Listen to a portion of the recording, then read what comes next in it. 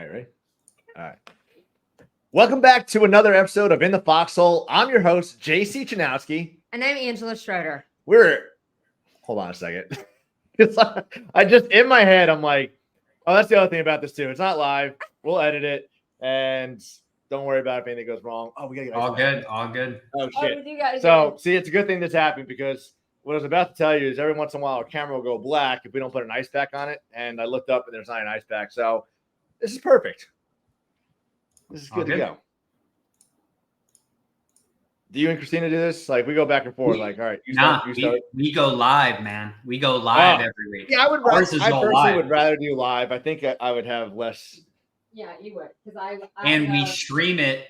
We stream it live to Facebook, YouTube, and LinkedIn all at the same time. Hell yeah! And then, of course, if you guys haven't done this, we download the audio from StreamYard. We upload it to Apple Podcasts, Spotify, and all the others. And that's where you get a lot of the viewership. Yeah, that's what, ours is exactly. The audio is done just like that. And then the recordings are on YouTube. Yep. And Facebook and all the things, but we don't do it. We don't do this one live. Where was it that we met? Was it Charleston? I always say Charleston, but it wasn't Charleston. No. Where did we meet? Hilton Head, yes. That's right. I always say Charleston. When we talked to Mike, I kept saying Charleston. It was Hilton Head. That was what, August? Yep. September. Yeah. Okay. All right. Let's do it again. You ready? Yeah. Welcome back to another episode of In the Foxhole. I'm your host, JC Chanowski. And I'm Angela Schroeder. Angela, I'm excited. I am super excited that Tim is on with us today. So, Tim, we got the honor and pleasure to meet you and your wife in Hilton Head in August at a Legacy Entrepreneur Mastermind. And second one I went to, you actually went to the follow-up right after that to the first one I went to in Moab. But we had a short 3 or 4 days to hang out. We got to work out, got to learn about you and your business very briefly. And we've been seeing what you've been doing since then on social media and just blown away. Just completely blown away at what you guys are doing, but still have just a small understanding of what you actually do. And I want to know about it. I'm sure our viewers want to know about it. So, Tim, why don't you go ahead and introduce yourself? Tell our viewers about you and your business. Absolutely. So I was like you. I was a military guy. So I did 12 years on active duty for the Army. And then I did, another 10 in the National Guard. So I come from a big military family. Why we ended up starting this business actually is when I got out of the military, I could not find a job. Man, so here I was, Soldier of the Year, had all these accommodations, have this big, here it is too. Check this out. Have this big ring, man. Everyone thinks I played like college football, but I was one of the top recruiters in the military. So I got this nice little ring. And I had my degree from Purdue, a decent school that most people know, right, in leadership. And I'm like, man, I'm ready to go. I'm going to go pursue a corporate career now. And man, I didn't know what the hell I was doing. It was a very painful time in my life, man. Painful. Hope no one has to go through this, man, when you don't know how to get a job, right? Fortunately, I wasn't married at the time. I could only imagine the stress if you had a family, right? So here I was 9 months later. It's the only reason I got my MBA because the post 9/11, I went back to school, man, because I got paid $1,500 a month. That is the reason I originally went back to get my MBA because I needed the money, right? And because in Indianapolis at the time, I got $276 a week, man. Can you imagine? Living off $1,000 a month. So here I was, man, 9 months, applied to hundreds of jobs. 2 people called me in, didn't know how to interview, man. And it was just a very rough time in my life that I hope no one has to go through, right? So somehow the story gets better. I applied, my buddy, I'm running out of unemployment. And he says, hey, Tim, I saw an entry-level recruiter job on Craigslist for $12 an hour. And I'm like, what do you really do at this point? You know what I mean? So I'm like, emailed my resume over. They didn't even call me back, but they did 30 days later. And they said, hey, would you like to be the operations manager for Central Indiana? So really just super blind luck, really. They flew me to And they flew me to Chicago to meet me, the CEO and the president. It's a company of 300 people, and they've never hired a veteran before because they think veterans are what everyone else thinks, right? You know what I mean? So we won't go into that, but they took a chance on me. And that's when I got into, man, recruiting and retention, really learning, hey, like hiring people at scale. What do hiring managers want to see? I learned all the ins and outs, man, just doing that for multiple years. And then I finally started working on my own self-development. And then I worked for the world's largest, fast forward many years, I started a headhunting company that was very successful. And we did millions of dollars in revenue across a couple of years. One of the downsides, though, why I started this company was as a headhunter, say you guys, well, Angela, right? But it's like, I would get a contract from a company. I would send however many candidates, right? Only one person gets the job. So the good part is, hey, you as a contractor, headhunter, connector, you get paid. One person gets a job, but 4 don't, man. Yeah. So it was, and then remember my difficult journey, so I was like, shit, I can't help all these people, man. So here we are making a lot of money, right? And what do people focus on, man? So successful people, mainly the people they can't help, man. Not all the impact that they are making. So there was one time I was like, dude, I'm done with this. We're going to start another company. Even though people are going to have to pay us for our advice and making sure we're going to show them, we're going to work with them until they're hired. We're going to do everything possible, right, to get them hired as quickly as possible. And that's when we started Executive Career Upgrades in 2019, right? And we primarily work with people where it's difficult to get a job. Not saying, hey, when you get out of college, it's not difficult, right? But when you're a corporate leader, when you're going after, when everyone has degrees, kind of like I did, in a competitive nature, right? Those are the people we help. So we help people going after the hard jobs, right? The multiple 6-figure jobs where it's just difficult, man. And no one teaches you this stuff anywhere. Kind of like being an entrepreneur, right? You got to pick up the books. Yeah. Right. So all the people we work with are like really good at what they do. They're a good marketer, a good project manager, a good superintendent for a construction company, but they don't know anything about resumes, man. They don't know anything about interviewing effectively, how to talk about money, how to follow up with people. Like that's not their skill set. So that's what we teach here. We've been very successful at doing that. We've actually helped thousands of people this year, right? We're one of the fastest growing companies in America. We're the 49th fastest growing veteran-owned company that I'm really proud of. And then we just 2.5x last year as well. Now, the future, sorry, this is a long drawn out question, but we've been really good at helping people get jobs, like really good. But now what we're noticing is, man, there's a lot of people after we're done helping, they're like, what's next? And we're like, well, go work your job, But I'm just noticing now we're going to start offering different products and services for not only B2C customers in the forms of training and development, leadership, helping them start their new job successfully, but how we can support them as they transition into a corporate role and help their teams, right? Because, to be frank, they're spending money anyway with other companies, right? We helped them get the job, right? They love us. Why are we not? We're leadership and development trainers by heart. So why, we're working on developing other products and services to help them be successful at their job. And that is the future for us, man. It's been really fun. So much to celebrate there. One, love you for being a veteran and kind of the same career path, that transition from the military to civilian life.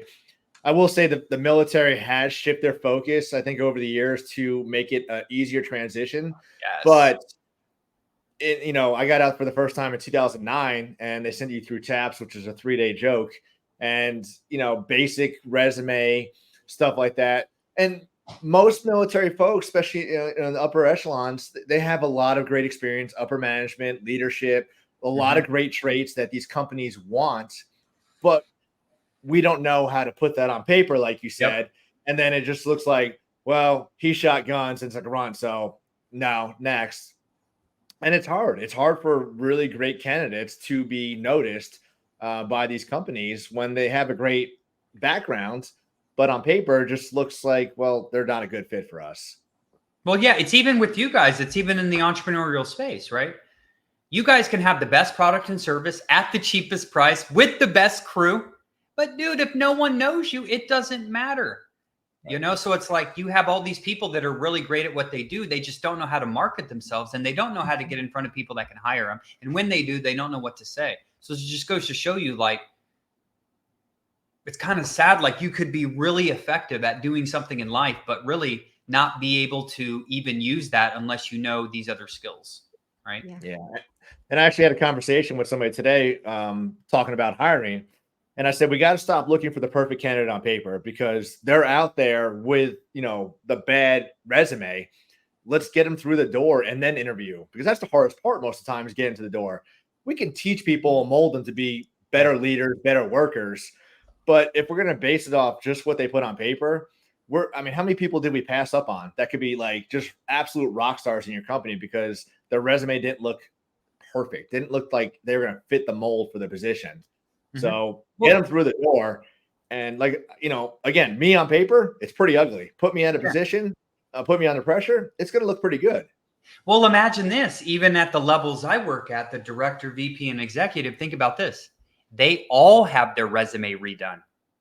So then it's like, yeah, dude, your resume looks like everyone else's, because let's be honest, it's really hard to trick your way to be a VP at a decent sized company, right? Like, I mean, maybe, but probably not. So it's like when you go after your next upward mobility move, you're likely going after people that probably have paid for their resume and probably have the same accomplishments as you and probably have the same education backgrounds. And then it's like, well, now what, right? You better know what to say, right? Know what to say and make yourself be seen, like you said, and stand apart. Yeah. It's so great, Tim, how you took your hardship and your story and struggle of what happened to you and turned it into something great for other people. And so you can just see that natural passion in your eyes of like, this was so hard and I don't want other people to experience it. And you were in an area, like you said, that was very successful. You were in a business that was successful, but man, you describing that even though it was successful and somebody won, the anguish of watching those people that didn't, and then were in the same shoes that you were. So it's incredible. Like I said, when you get to take a struggle that you experience and turn that into a passion project that helps other people. Well, you owe it to people. You know, I follow Wes Watson, right? And he was like, man, shame on you guys. He was like, shame on you for overcoming how to lose a lot of weight or how to quit a vice or how to do something, right? And not like tell other people. He was like, why are you being selfish, right? Yeah. How are you going to struggle with finances your whole life and finally, when you're 40 or 45, figure something out, right? Of like, oh, I finally figured it out, and like not share it with anyone? Like, that's not cool. Absolutely. That puts it in such great perspective. I think sometimes we think, and we're in circles that, you know, why am I oversharing? Am I oversharing? Or get in our own way about being, you know, vulnerable with people. But you're right. It's, you know, if you've done it and you've come up with a solution that works for you, it's your responsibility to share it.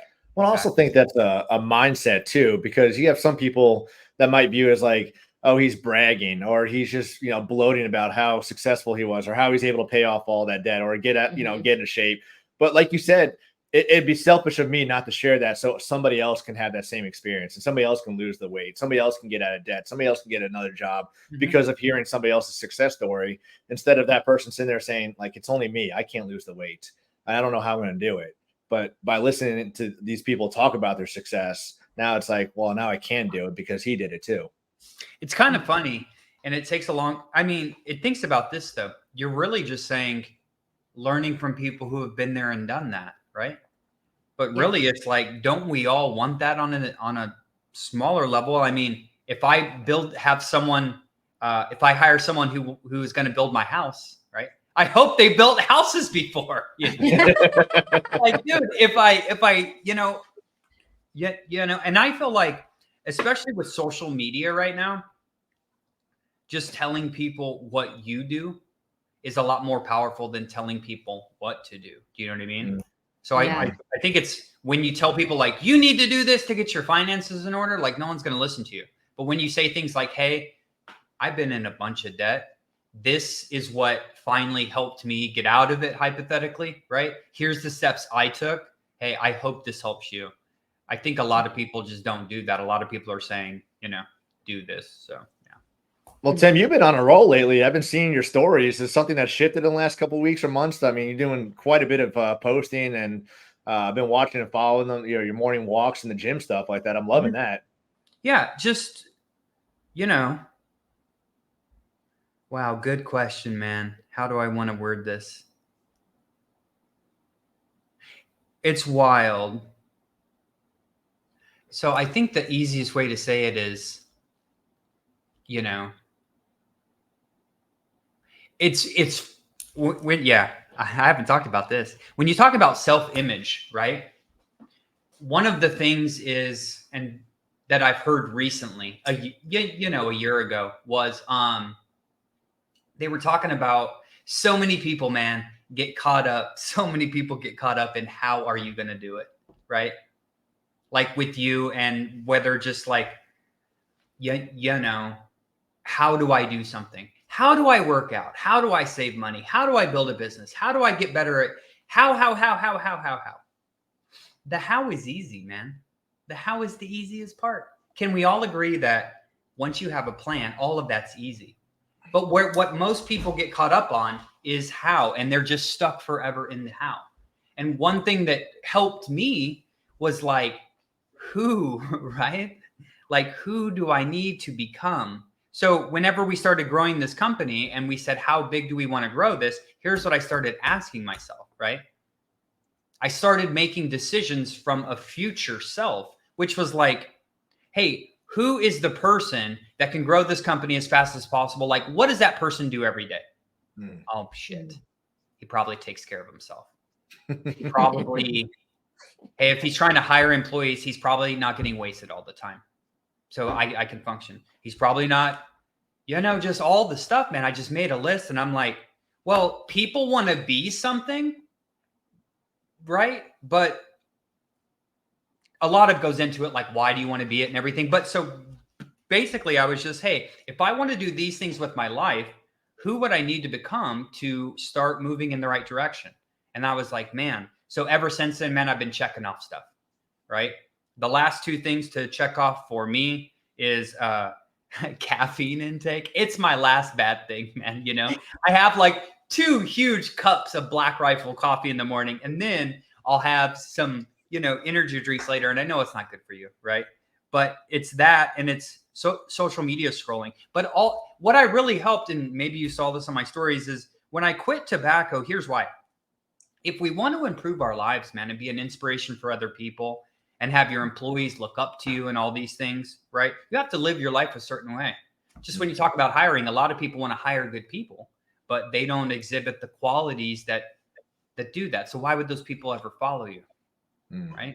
So it's like, if you want to hire good people, man, you have to be a good person too. So write all that stuff down. But for me, just the tobacco, man, as I'm trying to accelerate and upgrade my life, I was just thinking, right? And I chewed tobacco for 23 years, Angela, right?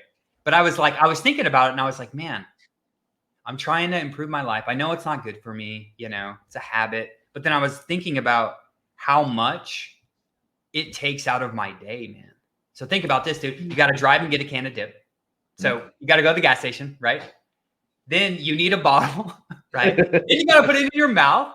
Then you got to spit. Then you have to spit it out before a meeting. Then you have to, and dude, by the end of the day, I'm like, dude, this is 45 minutes of my life, right? That I could devote to spending more time with Christina, spending more time with my son, spending more time in my business, spending more time developing myself. And I was finally like, it didn't make sense. So I'm sorry, this is long and drawn out. That was the big shift. No, I love it. For me, of like, who is the person I need to become? My mentor talks about our belief lids, right? Mm-hmm. So when I first started, my life was kind of, I just really wasn't living my best life. And then I learned like, hey, as you level up, you have to be a new you. That's what you always have to like keep reinventing yourself because you're always changing. Mm-hmm. So then that's helped me along the way. Now I know right now I'm like social media scrolling. Dude, I love TikTok. It is so funny, dude. I love Facebook Reels. I love Instagram Reels, right? But I'm like, Guilty. dude, I cannot do that for 90 minutes a day. My ass needs to put my head in a book that's going to help me, a program, or just spend some time building relationships with people, man. You know, and the other thing was just like, you know, caffeine, you know, over time it's not good. And that's a whole nother thing of got to make the coffee, got to do this, got to do this. And then this is another Wes Watson thing. He has a saying of he wants to be ripped, rich, and rare. And the rich part was really just he had everything that he could want, right? But the rare thing, man, that's what really caught me when he said that last year and I started making these changes. The rare part was basically, man, I don't want to be addicted to anything, man. Like I want to live a rare life. Like I want to live a life of I don't need anything. Do you know what I mean? On a daily basis. And I was like, dude, now that's a pretty cool life, I thought. So I was like, hey, that's a good saying, ripped, rich, and rare. So yeah, man, that's what I'm trying to do. Cause I do know, you know, we have aspirations, me and Christina, with the mentors we're working with, we have a goal to, you know, impact thousands of lives. And we have a model to build a $200 million company by 2031. And we're already significantly ahead of where we should be. And I just trying to think of, hey, who is that guy? Who is that guy who runs that company? How does he protect his damn time? Because I'm thinking like I don't have time now. That's one thing I'm trying to stop saying all the time. It's like, I don't have any time. And like, how do I make time? Because I'm like, dude, if you don't have time now, how are you going to have time when you got, you know, a lot more stuff going on? Yeah. That's such a great takeaway and philosophy, Tim, of like, who do I need to be for all that to happen and all the things that you've evaluated. I love that you have those 2 things left on your list. We were agreeing to social media. I too need to give up caffeine. This is always like this bad habit he gives me a bad time for. He's like, that's bad for your gut. I'm like, I know it is. Maybe I'll follow in your footsteps of that caffeine. So, but so important. That's a huge takeaway for people. Before we dive into some more foxhole moments, we kicked off this episode with one of a big foxhole moment of your life, but you shared some big accomplishments that your company and you and Christina are having. Are there any other wins that you guys are celebrating? Absolutely. I have, guys. We take our goals so seriously. It's like burn the bridges down, man. Right? Because really, what really is the purpose of life, man? When you think about it, right? You know, and when I started thinking like long and hard and hearing what other people say, I'm like, what other purpose of life could there be but to become the best version of yourself, man, for your community, for your friends, for your employees, for your team members? You know what I mean? Like, what else is there? Right? So, you know, that's what I'm trying to do, because what else, you know, that's what I think the purpose to life is, man, is to become the best version of you so that you can, you know, just help other people get there too. Absolutely. But to your point, hey, we take our goals very seriously. We have a huge whiteboard upstairs. It must be 12 feet by 6 feet. We filled it, man, of like all of our business accomplishments, all of our personal accomplishments, and our fitness ones. And yeah, I actually got it right here too. These are the I got to see that at the end of the year or the beginning of this year. Yeah, these are the 2024 goals. So a lot of people wonder like how to do it and everything. Well, it's easy, man. It's figure out why it's important to you, right? Number 2, develop a plan to achieve it. And number 3, make it time-based. So, hey, man, that's what we do every year. One of the things we do, I think I told you, we make vision boards. A lot of people think it's silly. Hey, it works for us. When I wanted the Audi and wanted the Range Rover, wanted the car, wanted to do this, wanted to do that. Hey, what do you know? By looking at it all the time, we achieved it. So we have huge goals now, right? Just lot. So that's how I achieve it, man. I just write them down and I think about them every single day.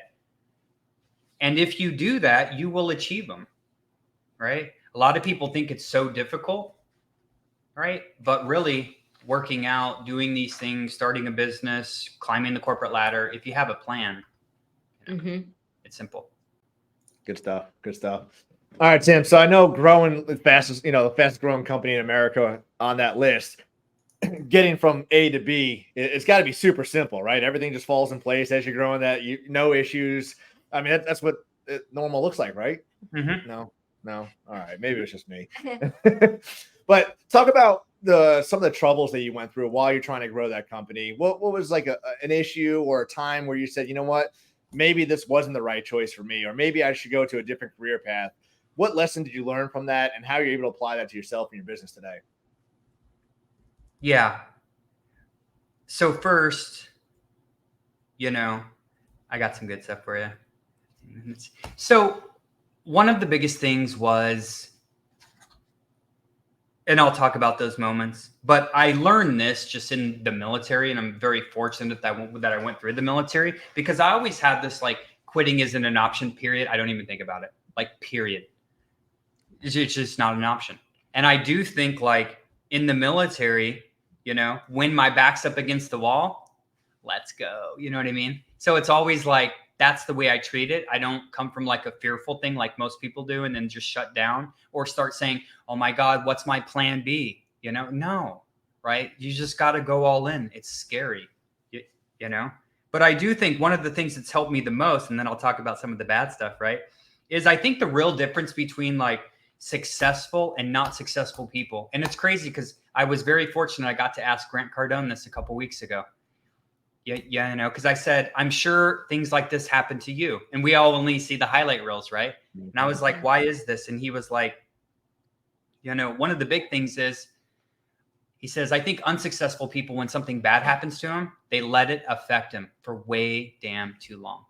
Like something happens, right? And it's like, whether it's employee, a work deal, something, a refund customer, someone's upset, they'll let it affect their whole day, maybe their whole week, maybe their whole month. He was like, a successful person gives themselves like 5 minutes. It's like, okay, cry for 5 minutes. All right. Problem solving time. And, you get what you put your attention on. So one of the things is, while things have happened in the business, immediate attention. How do we fix it? How do we fix it? How do we fix it? Not like, So I'll tell you, we had this thing where we're an online company. We get all of our leads online. And one time, we were doing stuff we shouldn't do, man. A cold email is a big thing. If you guys have heard of it, a lot of people use it. So this was like 3 years ago. And we would get lots of emails off the internet of directors, VPs, and executives, put them into our CRM, put them on a mailer campaign. But we took it way too far.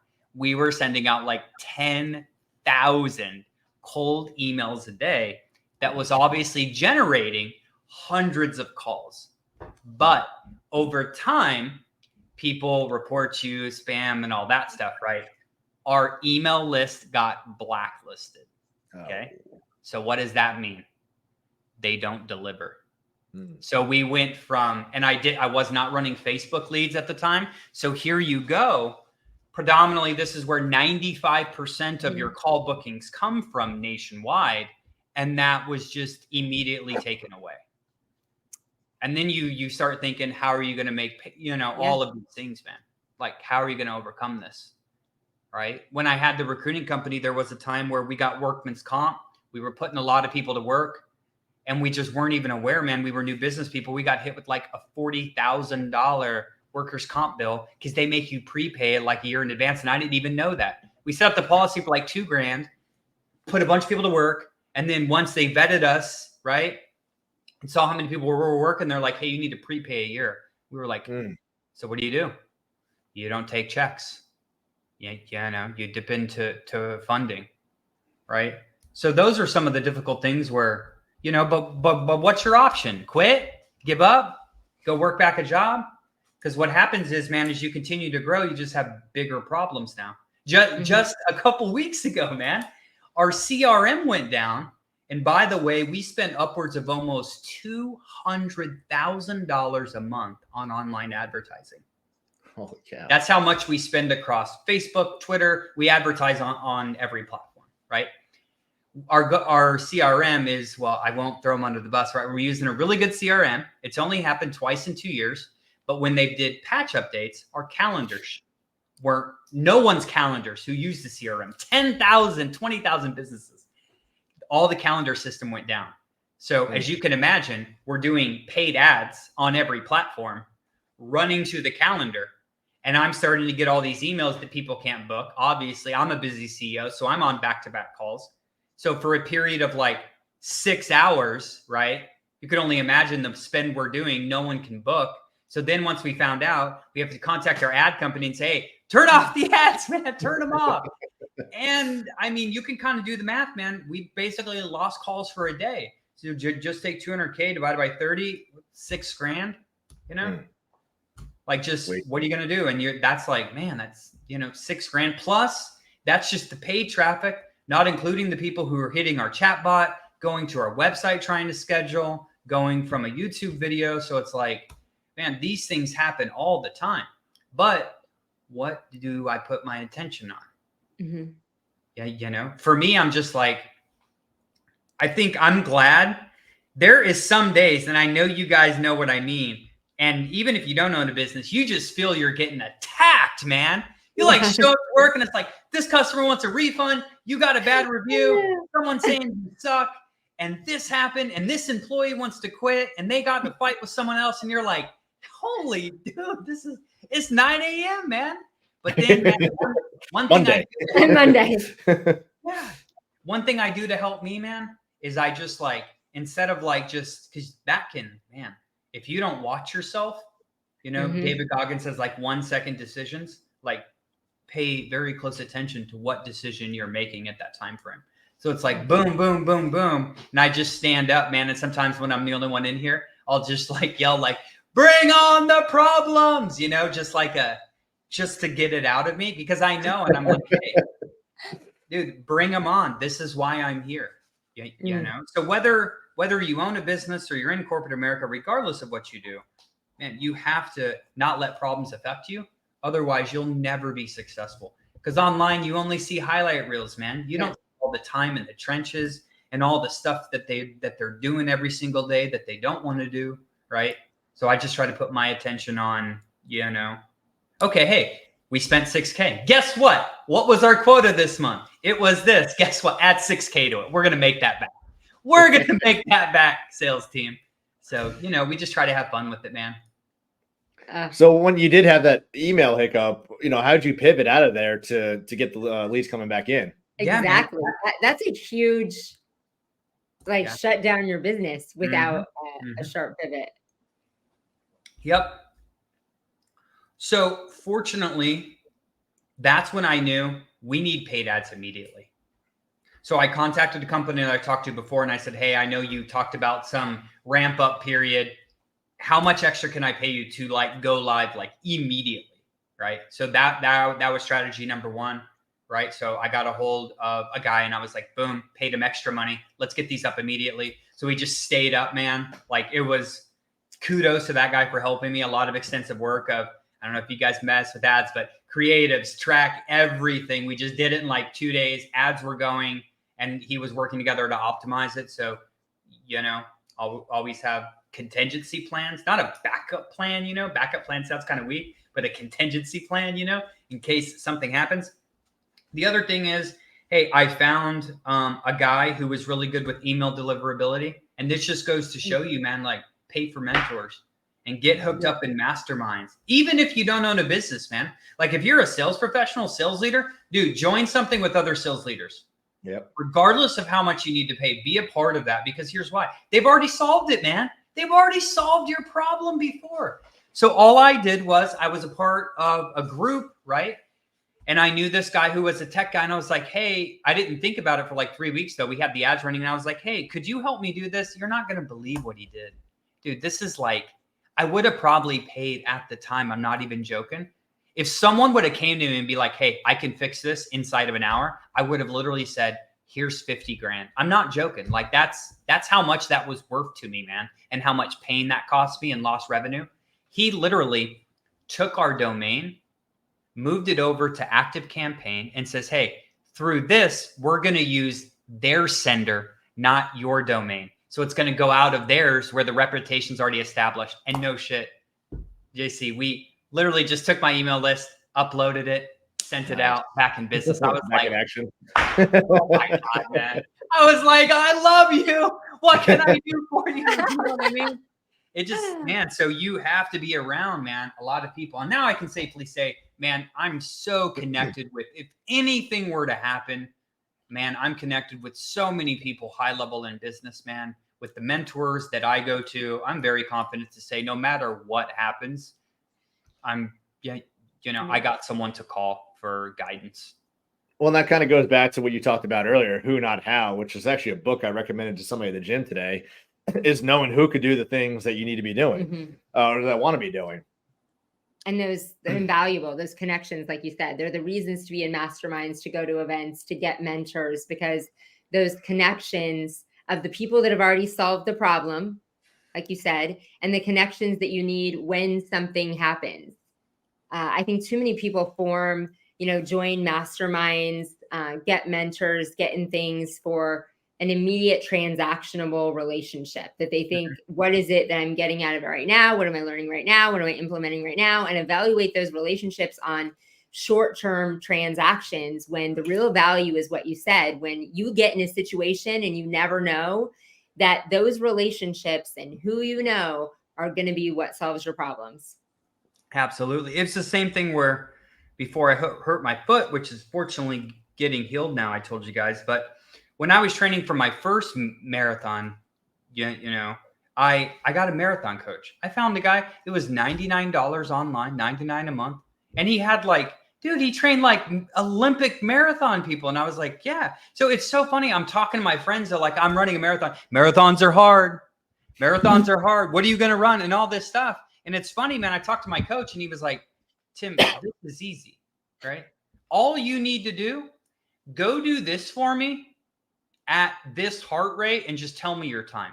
Cool. Hey, we're going to map this out. I think based on that, if I develop a plan, you can get to this and run the marathon. And all I had to do, man, is not overthink it, not do anything, just do what he said.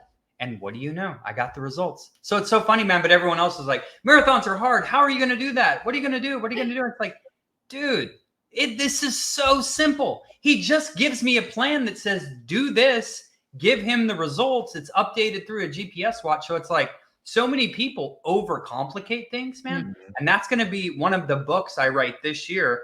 I've already started it. It's going to be called Start, Then Optimize. Because so many people, man, they trying to optimize and when they haven't even started. And that's why people get so confused. They're like, oh my God, how would I run a marathon? I don't even understand. What about this? What about that? What about this? And it's like, calm down, man. It's all good. Hey, you have to make a commitment to start, right? Know why do you want to do this? Now let's develop a plan. Step one, hey, probably get help from someone. It's the ultimate hack to life, man. It's so crazy. People are so skeptical about paying for services or paying for guidance for people, right? When really it's like, you can see what's the Think and Grow Rich book. One of the ultimate hacks to life, even in the 1900s, they were like, get a mentor. Whatever you're trying to accomplish, whether it's finances, start a business, get a job, be a more effective leader, why wouldn't you just partner with someone who's already done that and pay them a little bit of money so you don't have to drive yourself crazy? It's what I did. That's why I have so many mentors. Yeah, that was my greatest life hack in 2019 was joining a coaching group, a mentorship. And you could see it in black and white where the business started to take off was 2019, 3 months after I joined that group. Everything changed because they've done it. They've made the mistakes. They just guided me along that road, avoiding all the bumps and the hiccups that they made just to increase, or what's the word I want to say, just to make my trajectory move faster, move that needle faster. So, and it wasn't an expense. It was an investment in myself and my company. Yeah. Well, I always say, why would you want to go somewhere that you've never been by yourself? Right. Dude, I always tell people, if I'm going up a mountain, right, why would I not only why would I not want a map, but why would I not want someone right next to me? Dude, I want to go up a mountain without a map. And I can just pay a little more for a guide who's already been there. Bet, let's go. Right? Like, why would you not do that? Like, I'm so confused. But hey, I lived my life like that for so long, man. And now I'm very fortunate it just clicked for me. That's one of the most simple analogies is, I mean, most people are trying to do it without a map. They're trying to create their roadmap, like reinvent the wheel, reinvent the map. And why? Why not, seek out and have a map be given to you and a guide? Like you said, that's exactly what it is. And people get paralyzed in that, your book, Start, Then Optimize. Like, stop trying to create the whole roadmap and spending so much time of how you're going to do it perfectly when you don't even know what that is. Mm-hmm. Well, it was interesting. I was thinking today, because I was reading this new book that my mentor recommended, saying one of the books that impacted him the most was The Rich Dad, Poor Dad, right? But it was the cash flow quadrant, right? And it's crazy. And this is for me and you, JC, because he said he was talking about school and he was talking about education and he was talking about military. And what was very interesting is he said, we are brought up our whole freaking life, man, to basically when you make a mistake in school, right? It's like, oh, you made a mistake. You only got a 95 now. You made a mistake, right? In the military, don't make mistakes. Don't make mistakes. Dude, we're like indoctrinized to like try not to mitigate everything, man. No wonder it's so damn hard, right? To step out and maybe risk a little bit of money to get some help. I mean, it makes sense now. I'm so glad I was able to break free from that. Because it's your whole life is like, don't make any mistakes. Don't take any risk, man. Play it safe. Don't, fly under the radar. It's like, no, man, that's completely wrong. You have to, risk comes with reward. Was that Grant that said that? No, it was the Robert Kiyosaki. Oh, because I started listening to Grant Cardone's 10X Mentor today, and he was kind of talking about that. That mindset. Yeah. So important, man. Mentors changed my life. The same thing. I still have, I still pay, I use this app called Future to work out. I love it, man. It's $100 a month, but I already talked to a guy. I'm like, here's what I'm trying to achieve. He preloads all of my workouts for me, man, to where all I have to do is go to the gym, press play. Hey, it's arms day. I follow the workout. The time splits are in there for rest for 90 seconds. All my workouts are there. I'm done. And it's like, I'm done, and then we pay. A lot of people think like a chef is like a lot of money, right? We found a person locally who will cook our stuff for like, not a lot of money, man. And she'll deliver it too. I'm telling you, like, if you go out to eat and stuff, I know people spend like a crap load of money. We pay, I think it's like $1,500 a month. She delivers almost all of our food on Mondays and Thursdays. And guess what? We worked with a nutrition person like one time. So now it's like, hey, now we're just on a meal plan and it's delivered fresh. And I know, dude, back when me and Christina would go out and dude, we go eat at a nice place and have drinks. I'm like, dude, that's $300. So, yeah, man, why would you not get mentors and people to help you? Like, just be better in life. It's a game changer.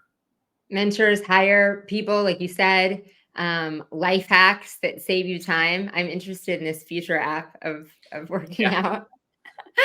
So I'm going to look that up. That's going to be something I got for this episode. But yeah, all important tools. Get a mentor, find tools, hire help. They're the only way to take yourself to the next level. So Tim, going back to your company, because it still really intrigues me. So what is like, I guess, the life cycle of somebody that works with you from the time they interact with you to the time they get placed? Great question. It's typically anywhere from 30 to 90 days. Okay. So we have, we're going to rebrand them. We're going to help them say, you should target this next with our help. Everyone's targeting different stuff, right? So it's kind of like, we're going to help them decide like, what should their next career move be? Then we're going to take care of optimizing their resume and their LinkedIn, highlighting all of their accomplishments. Then we even have some cool automated systems through technology that we've built, and we show them different tactics and strategies just to get on interviews quickly. Then we show them through certification programs that we have how to be successful on those interviews, right? So they convert them to offers, and then we negotiate their salary. So it's pretty quick. And then what we're going to is we have a mastering your first 100-day program, which is really like, hey, you've got the job. How can you go in now, right? Because think about, man, that's a little stressful. You go in, you don't know anyone, you don't, especially at that level, you better not mess up. You're getting paid $300,000, man. You better not make any mistakes your first 30, 60, 90 days. So we help them, just show them how to be successful, how to develop a plan within their first 100 days. Lots of those people are getting promoted now faster and easing up a lot of that anxiety and depression they have. And then we have the leadership and development program too, of just, core concepts that I've learned through my mentors that have just helped me a lot, right? It's good. And it's kind of funny with leadership and business, nothing is hard. And even with business, like everything, once you learn it, is kind of common sense. I know you're probably still learning stuff now. It's like, yeah, that makes sense. I don't know why we were doing that, why we weren't, But the reality is the same thing with leadership or business. If it's 100 things that are common sense and you're not doing them, dude, that's the difference in 50xing your business and all of that stuff. It's the same thing with leadership. If you don't know how to manage change, if you don't know how to do these certain things, like you're going to struggle. So those are kind of the business to consumer products. What we're building out now after that is how can we help you attract and retain top talent in your company, right? And heaven forbid you have to do a mass layoff at your company because of margins, whatever happened. We can be here to support you as well. So those are the products we're developing now. So yeah, I'm super excited, man. We're going to help like so many people, right? And we're going to help so many companies, and it's just been great. And then for our viewers, how can they go find out more information about this? Of course, they can go to execupgrades.com. All of the information's there, right? They can schedule calls with us based on the programs. We also have lots of free resources on there that they can download for free. Tips for getting past the gatekeeper, being more effective in your communication. We have a tremendous amount of just free and paid resources on our library. We also have the Executive Career Upgrades podcast that they can find on our website as well, that watch in 64 countries, and people download it every time across the globe. So that's been a trip. We're on episode 118 this week. Nice. And yeah, go to execupgrades.com. Lots of great information there for you. And then any speaking engagements or anything coming up for you from traveling and where people might be able to hear you? Great question. Yeah, we are doing probably our first in-person event. Christina Madden is putting all of this together. So we have a new event coming out called Success Unveiled. This is going to be the first year we do it, which is just like the title, right? Unveiling how to have success in your life, in your business. And that is going to be this summer. So that is going to be an event we are planning. Unfortunately, as far as speaking anywhere, it's very difficult with this year because stuff adds up quickly, man. It's like just this is Q1 or like the first couple months. It's like we have 2 sets of masterminds we're in. So it's like, go to our mastermind, go to another event. Then there's another thing I wanted to hit in Miami for Be a Better Leader. Now there's something in 2 weeks of financial essentials for business. I'm like, man, I got to get better at learning finances. I got my MBA, but I want to learn more. Right after that, I'm going to Scottsdale for another event with my mentor. So it's like stuff adds up so quickly. So if you guys don't have it, we got the big ASS calendar, and we've mapped out like till summer, because it can just, man, we're going to blink and you guys are going to be ramping up Christmas lights again. I already know it, So it's like we have the big calendar of like just mapping it out. So it's just really challenging for us for the first 3 quarters to really go anywhere, because we've already planned it out of, hey, how can we hit our goals? How can we do the things that we need to do? So, but it'll be that event in the summer, man. Yeah, it's going to be awesome. It's going to be an awesome event. Awesome. Absolutely. Well, that went fast.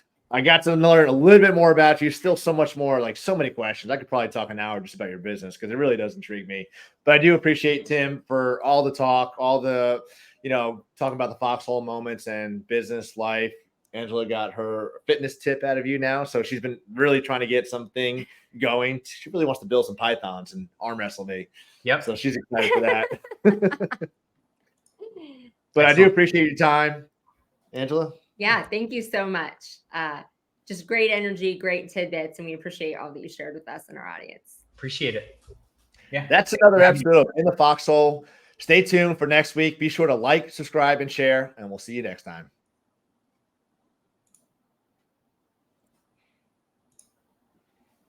Good. Thanks, Tim. Yeah. Hey,